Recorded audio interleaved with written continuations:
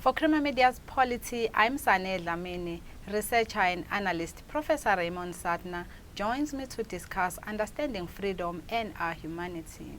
Welcome, Professor. Thank you.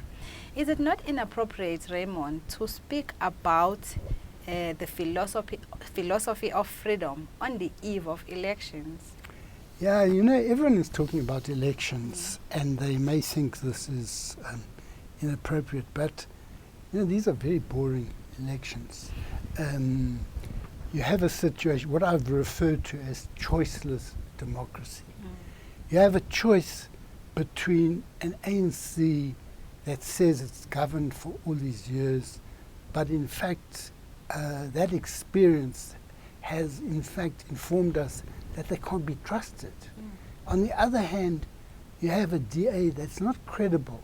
You know, I got this recorded message of losing my money on my phone. Maybe you got it as well. And you know, it was just syrupy. It was just meaningless.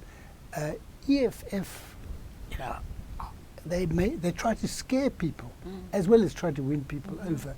And I wouldn't like, you know, I find it very hard. So it's hard to make a choice. It's hard. I have written about elections. I don't really feel I need to spend my time saying, well, they get 50%, they get 40%, and there's a lot of others doing that. So what I thought is let's step back and ask ourselves, what do we understand by freedom? You are critical of what may be the dominant form of democracy in the world liberal democracy. Why is this? Well, people refer to our constitution as being liberal democracy and our political system. But when we were in the struggle, we didn't actually struggle for liberal democracy. We struggled for national democracy, which meant something wider, which meant not only having the vote, not only individual rights, it meant taking account of all the ways in which black people and Africans in particular were being oppressed under apartheid. Also, it's not strictly speaking accurate to call the system liberal democracy.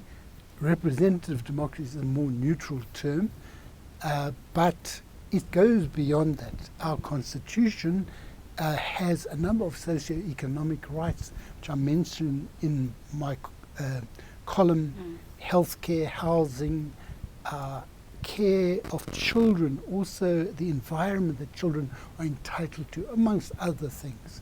So that I think it's inappropriate for here, but what I feel is a problem with liberal democracy is that it is focused entirely on the individual.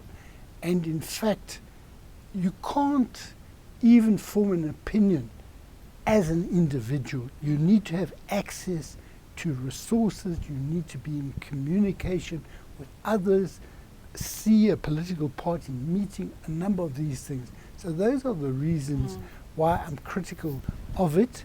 And I also believe that if we want people to be rescued from poverty, to have well-being in their lives, it's not sufficient to have rights of individuals, because individual rights can only be realized and made meaningful in relation to society.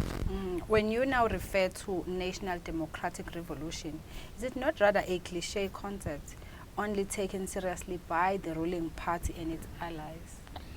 You see, I don't use it often because, you know, I do think it is like the Freedom Charter that people just pull it out, recite those words.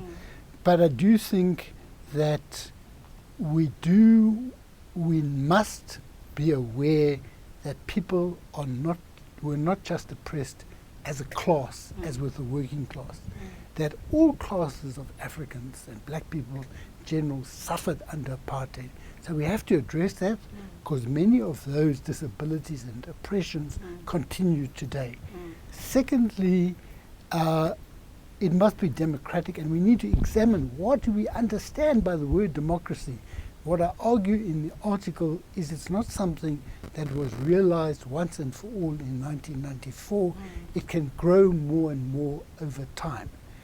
And the word revolution doesn't necessarily mean violent revolution. It means transformation in people's lives.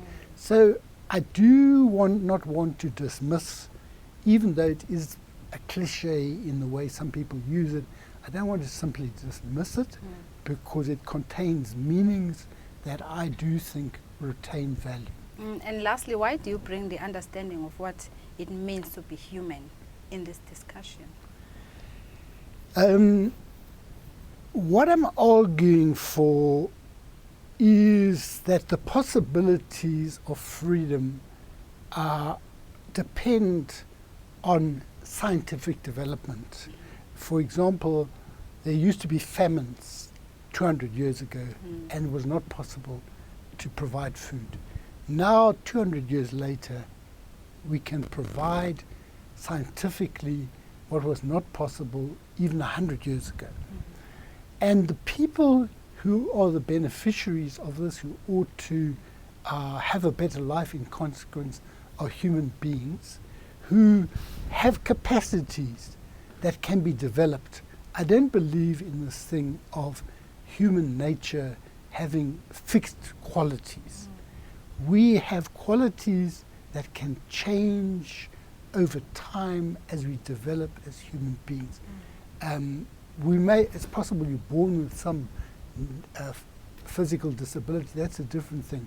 But ordinary human beings with ordinary physical characteristics have the capacity to grow, and I believe we must build freedom and through that free human beings to be whatever they want to be in their lives as long as they do not harm other people.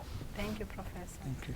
That was Professor Raymond Suttner speaking to Krima Media's Polity about understanding freedom and our humanity.